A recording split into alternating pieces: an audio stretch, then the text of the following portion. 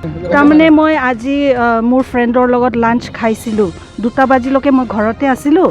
তাৰপিছত ৰহিলা এংটিপি এলবিছ বেকাৰীৰ এই যে অনাৰটো মোক কৈছে ড্ৰাইভ যাম আমি লাংবুকু গৈছিলোঁ লাংবুকু গৈ তাতে তাৰপৰা আহা 3:30 এনেকুৱা হৈ গ'ল তাৰপিছত কি ক'ম মেহায়ং ছাৰত মানে তাই ভোক লাগিছে সেইকাৰণে আমি তাত ষ্টপ অভাৰ কৰিছোঁ খাইছোঁ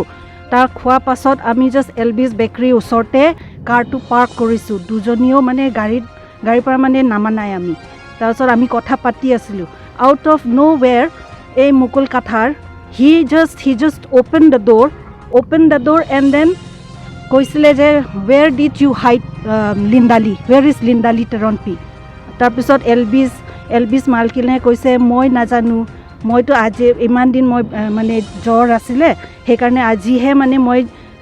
দোকানত আহি পাইছোঁ বুলি কৈছে তাৰপাছত মোকো চাই কৈছে আৰু তহঁতে একেলগে কি মেচুকা গৈছিলে বোলে তাৰপিছত মই মেচুকা গৈছোঁ বিহু বন্ধত মই গৈছিলোঁ তাৰপিছত কি হ'ল মই তোমাৰ পাৰ্মিশ্যন ল'ব নালাগে তো কৈ কিনি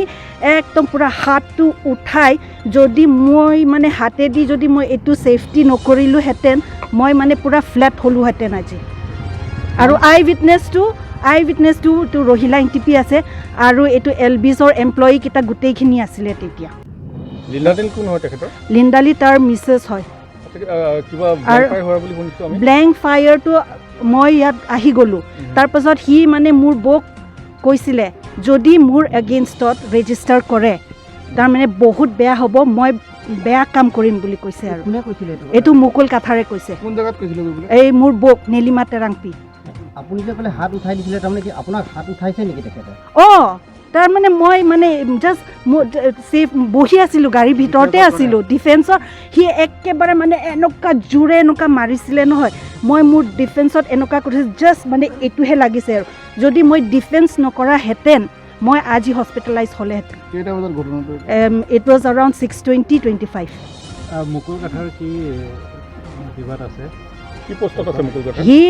he is one of he is an ACS officer and right now his designation in